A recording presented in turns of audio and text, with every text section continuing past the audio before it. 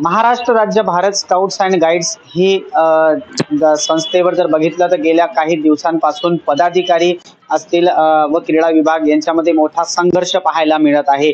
त्याचाच एक भाग म्हणून येत्या 10 ऑगस्ट रोजी महाराष्ट्र राज्य भारत स्काउट्स अँड गाईड्सच्या राज्यातील 42 जिल्ह्यातून मानद पदाधिकारी यांनी अहिल्यानगर या ठिकाणी जल आंदोलन पुकारल्याचं पाहायला मिळत आहे।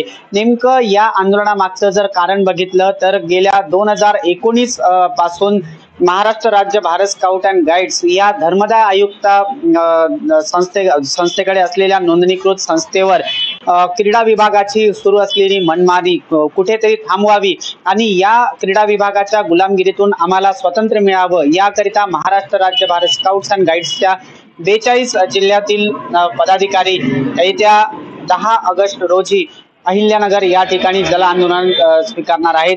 नेमकं या जन आंदोलनामध्ये काय असणार आहे, काय यांच्या मागण्या आहेत आणि काय याच्या मागचं रहस्य आहे हे आपण जाणून घेणार आहोत। महाराष्ट्र राज्य भारत स्काउट्स अँड गाईड्स नुकत्याच प्रस्थापित केलेल्या ॲडहॉक कमिटी सदस्यांकडून पण नेमकं काय सांगतील याकडे सर्वांचे लक्ष जरी लागले असले तरी सुद्धा भारताच्या इतिहासामध्ये असेल किंवा जगभरात पसरलेल्या स्काउट्स अँड गाईड्सच्या इतिहासामध्ये ही पहिली अशी वेळ आहे की ज्यामध्ये स्काउट्स अँड गाईड्सच्या सदस्यांना आपल्या मागण्यांकरता या ठिकाणी आंदोलन स्वीकारावं लागत आहे।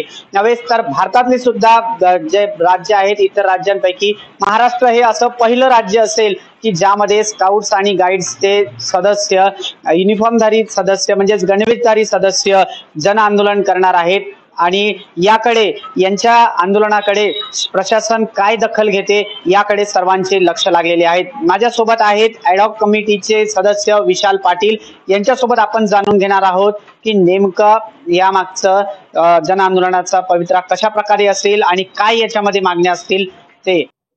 महाराष्ट्र राज्यामधून अनेक जिल्ह्यांमधून जे पदाधिकारी आहेत किंवा लीडर ट्रेनर आहेत ह्यांच्याकडून बऱ्याचशा तक्रारी भारत स्काउट गाईड नवी दिल्ली यांच्या कार्यालयाला गेले होते। त्या अनुषंगाने भारत स्काउट गाईडचे आयुक्त के खंडलवाल यांनी महाराष्ट्र राज्य भारत स्काउट गाईडची एक चौकशी करिता त्यांचा फॉर्मल डायरेक्टर श्री राजकुमार कौशिक यांची नियुक्ती करून त्यांना अपॉइंट केलं होतं असं आम्हाला पत्रान्वये समजलं। त्याच पत्राच्या अनुषंगाने काल काहीतरी एक पत्र काढलेलं समजतं आहे। क्रीडा विभागाचे आयुक्त ज्या शीतल उगले मॅडम आहेत ते म्हणतायत की ह्या कोणत्याही चौकशीला सहकार्य करायचं नाही किंवा त्यांना कोणतेही पेपर द्यायचे नाहीत।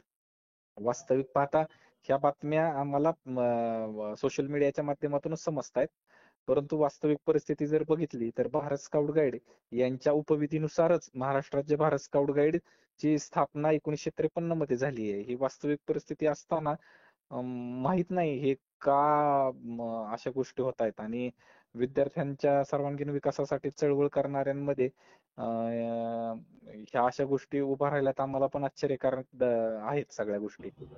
तर कुठेतरी राज्यभरातून जे तुमच्या स्काउट अँड गाईडचे 42 जिल्हे मानले जातात त्या 42 जिल्ह्यांमधून मानद पदाधिकारी असतील किंवा काही सदस्य असतील स्काउट अँड गाईडचे यांच्या तक्रारी भारत स्काउट अँड गाईडला प्राप्त झाल्या आणि आपलं कुठेतरी चित्त उघडकीस येईल या भीतीपोटी क्रीडा विभागाने हा प्रकार घडवला असं म्हणायला वावगं ठरणार नाही।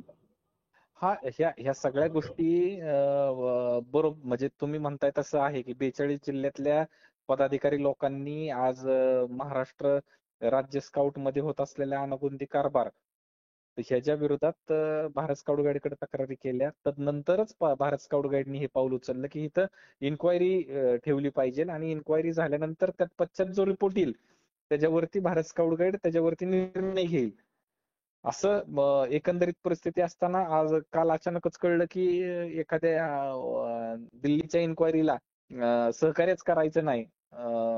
आता म्हणजे हे पहिल्यांदाच नवल होत झाल्यासारखं वाटतंय। पाहूयात आता हा अनागोंदी कारभार अजून कसा चालणार आहे। शेवटचा प्रश्न विचारतो सर मी तुम्हाला, एका राज्य आयुक्तांकडून राष्ट्रीय आयुक्तांचा हा अवमान नाही आहे का? सर 100% तुम्ही म्हणताय तो बाब खरी आहे की आज जे राष्ट्रीय आयुक्त तिथं बसलेत ते सुद्धा एक आय एस ऑफिसर आहेत आणि खाली आता राज्य आयुक्त आहेत. म्हणजे त्यांना अजून राज्य म्हणजे स्काउट राज्य आयुक्त म्हणून त्यांना त्यांचं वॉरंट काय मिळालेलं नाहीये राष्ट्रीय आयुक्ताकडून. ते फक्त क्रीडा आयुक्तच म्हणून आहेत. तरी देखील त्यांनी हे जे पत्र पाठवलंय हे कशा आणि कोणत्या अधिकारात पाठवलंय हे त्यांनाच माहिती आहे. तर सबब ह्याच्यावरती म्हणजे काय अनागोंदी कारभाराच्या विरुद्ध काय होणार आहे माहित नाही. कारण की मागच्या कितीतरी वेळा राज्य सचिवांनी सुद्धा सांगितलंय की बाबा हे जे कर्मचारी आहेत हे म्हणजे संस्थेचे एनजीओ आहे ना, ही महाराष्ट्र राज्य भारत स्काउट गाईड ही एनजीओ संस्था आहे. एनजीओ चे कर्मचारी हे शासनाचे कर्मचारी नाहीत. तथापि देखील एनजीओच्या कर्मचाऱ्यांना शासनामध्ये कायमस्वरूपी रुजू करून घेण्याचे सुद्धा क्रीडा विभागाने हालचाली केली आहेत. अशा आम्हाला सोशल मीडियाच्या माध्यमातून समजतंय, पण माहित नाही आता हे काय कायद्याने ह्यातून कसा मार्ग काढायचा आहे. ही ओके सर, परिस्थिती आहे धन्यवाद. आता. Yes sir. नक्कीच नक्कीच सर, धन्यवाद सर.